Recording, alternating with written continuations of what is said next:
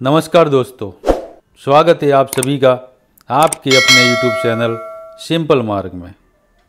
दोस्तों, अगर आप हमारे WhatsApp ग्रुप को ज्वाइन करना चाहते हैं तो डिस्क्रिप्शन में उसका लिंक दिया है, वहां जाकर आप हमारे WhatsApp ग्रुप को ज्वाइन कर सकते हैं।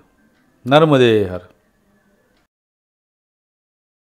दोस्तों, नर्मदा परिक्रमा की इस यात्रा का आज अपना 66वां दिन है। शनिवार 10 मार्च 2018 पीठेरा से कुरेली, नीमखेड़ा, हीरापुर, हरणी नदी, बेलखेड़ी। हम प्रातः 5:45 पर जागे, सारे नित्य कार्य और स्नान पूजा से निवृत्त हो रवि जी को छोड़कर हम सभी ने चाय प्रसाद पाया। इसके बाद हमारा सामान समेट बाबा जी को नर्मदेहर करके हम आगे बढ़े। श्री विजय महाराज और मौनी बाबा कुछ समय रुकने के बाद आएंगे। चलते हुए थोड़ा आगे जाने पर एक जल प्रवाह को पार करने के बाद सुस्ताने बैठे।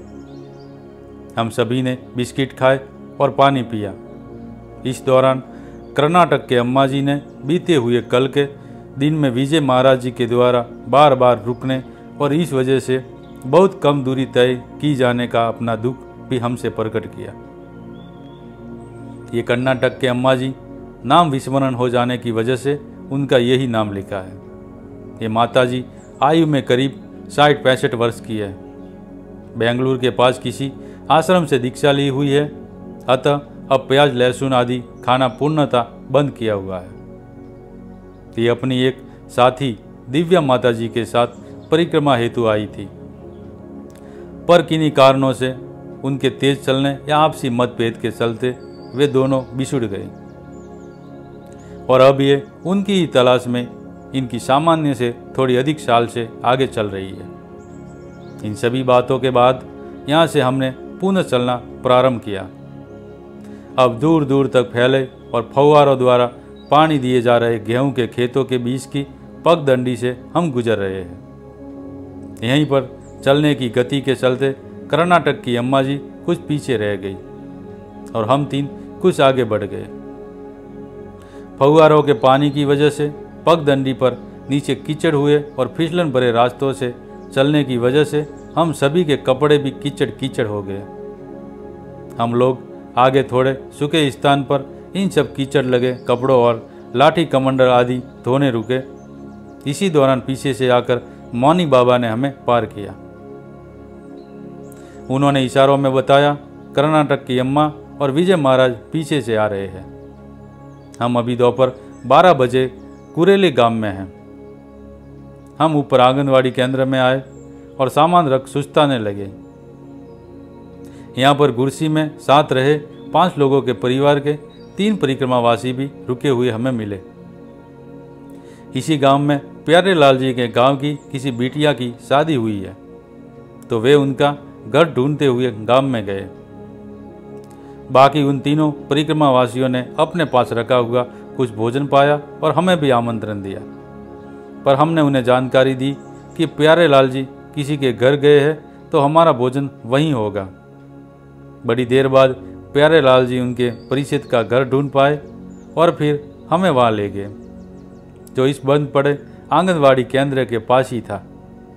वहाँ हमारा यथोचित आदर सत्कार हुआ और हमने दोपहर 1:30 बजे मैया का दिया भोजन प्रसाद पाया, जिसमें पूड़ी, आलू बैंगन टमाटर की रेशेदार सब्जी और नींबू का अचार, ऐसे बहुत ही स्वादिष्ट व्यंजन थे।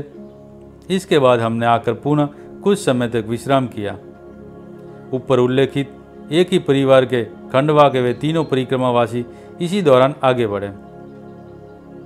इसी दौरान श्री विजय महाराज का फोन रवि जी को आया कि अगले पड़ने वाले गांव में आदि गुरु शंकराचार्य स्वामी जी की गुफा है, जो कल की गुफा से भी अधिक भव्य, गहरी और बिजली आदि सुविधाओं से युक्त है, तो उसका दर्शन हम अवश्य करें। ये वही गुफा है जिसमें श्री मंडन मिश्र से वाद विवाद के दौरान स्त्री विषयक प्रश्नों की खोज हेतु आदि गुरु शंकराचार्य जी ने अपना शरीर त्याग कर उसे यहाँ छिपाकर अपने शिष्यों की देखरेख में रखा था, तथा करीब 6 माह बाद उस राजा के शरीर को छोड़ पुनः इसे धारण किया था। रवि जी ने इसे तो हामी भरी। करीब दोपहर 3 बजे श्री प्यारेलाल जी के विश्राम के बाद हमने यहाँ से सामान समेट आगे बढ़ना प्रारंभ किया। चलते रुकते हम आगे बढ़ते रहे। अनजाने में ही गलत मार्ग से आने की वजह से हमने शंकराचार्य जी की गुफा वाले स्थान को बाईपास कर दिया। आगे एक चाय दुकान पर हमने उस संबंध में पूछताछ की तो उन्होंने बताया कि हम वो स्थान पीछे छोड़ आए हैं। परिक्रमा में पीछे जाना बंधित है, अतः अब हम वहाँ जाने में असमर्थ थे। इस स्थान को भविष्य में कभी देखेंगे, ऐसा निर्णय कर इस दुकान से मैंने और श्री प्यारेलाल जी ने चाय प्रसाद लिया और फिर हम आगे बढ़े। इसके अगले गांव में वट वृक्षों के समूह के नीचे से गुजरते हुए उस वीराने स्थान में अचानक ही एक छोटी सी 8-10 वर्ष की कन्या ने आकर रुकने का इशारा किया। हमें लगा कि ये पीछे के एक गांव में मिले उन 2 स्कूली छात्रों की भांति किसी नशे से संबंधित वस्तु की मांग करना चाह रही हो, क्योंकि उसके हाव भाव और हरकतें उसी तरह की थी।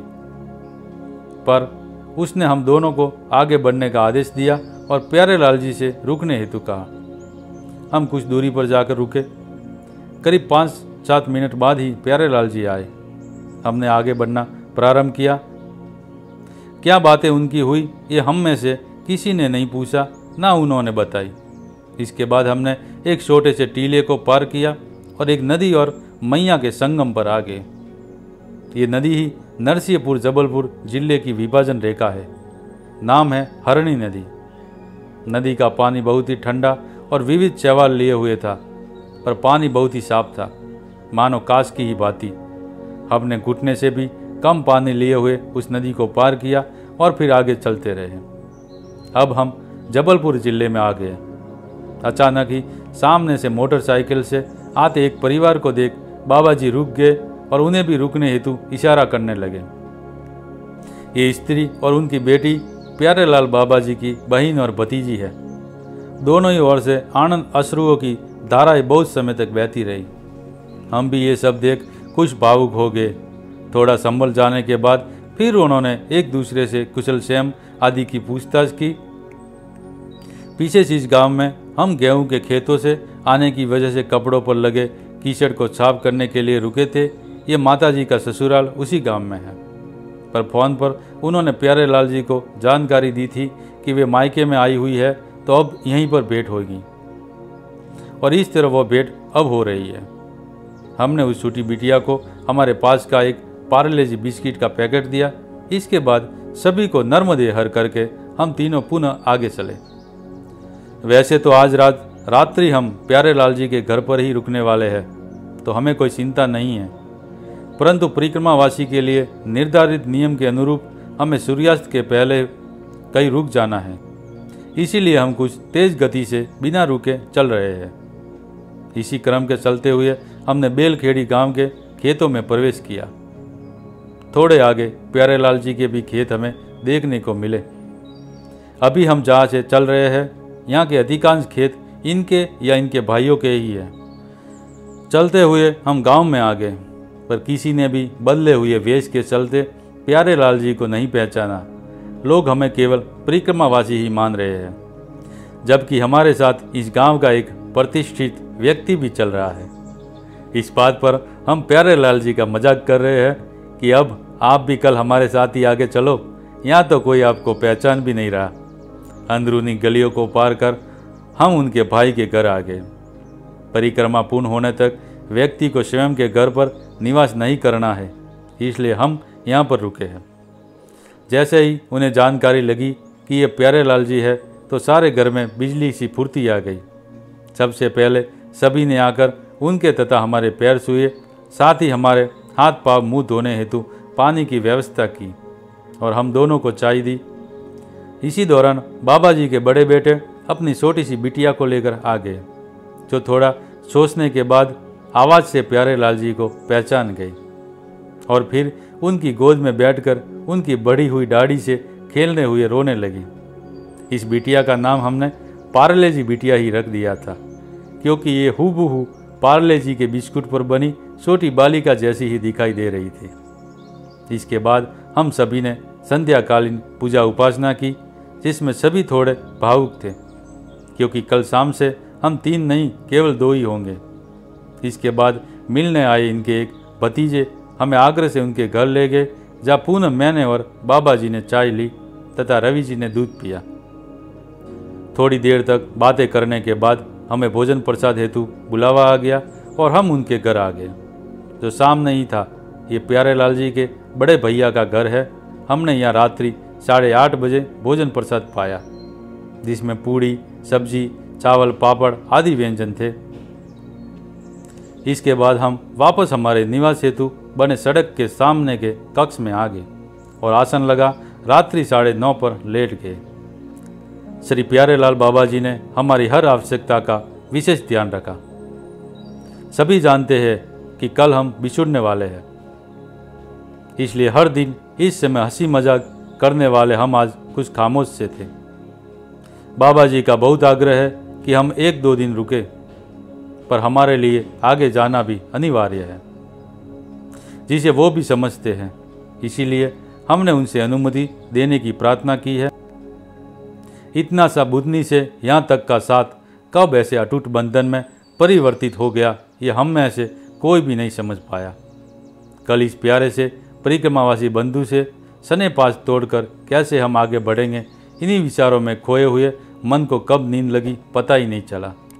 मैया इनका मन भी कठोर करे, ताकि ये भी हमें आगे बढ़ने की अनुमति सहजता से दे पाए। नर्मदे हर। दोस्तों, अगर आपको हमारा वीडियो अच्छा लगा हो तो लाइक करें, अपने मित्रों में शेयर करें और हमारे चैनल को सब्सक्राइब जरूर करें। नर्मदे हर।